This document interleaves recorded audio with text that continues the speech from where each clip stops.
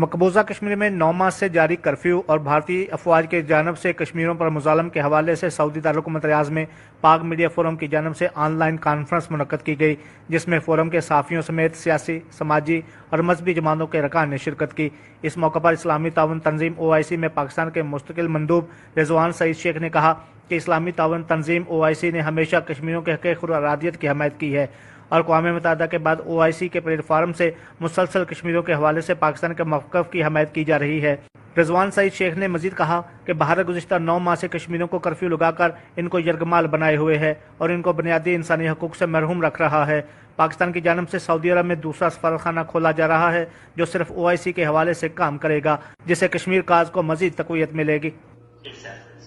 تو یہ ایک سفارتکاری ایک تدریجی عمل ہے، یہ بتدریج ہوتا ہے، اس کے اندر کوئی جو ہے وہ حل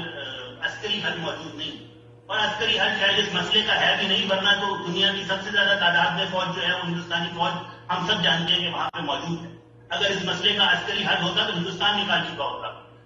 اس مسئلے کا ہے ہی سیاسی بین الاقوامی قانون کے تحت حل، اور ہمارا مقدمہ اس مسئلے میں بڑا مضبوط ہے۔ ہم تاریخ کا وزن ہمارے پلڑے میں ہے، بین الاقوامی قانون کا وزن ہمارے پلڑے میں ہے،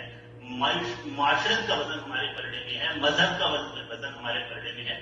ہر چیز جو ہے وہ صرف ہماری جو موقع ہے اس کی تائید کرتی ہے۔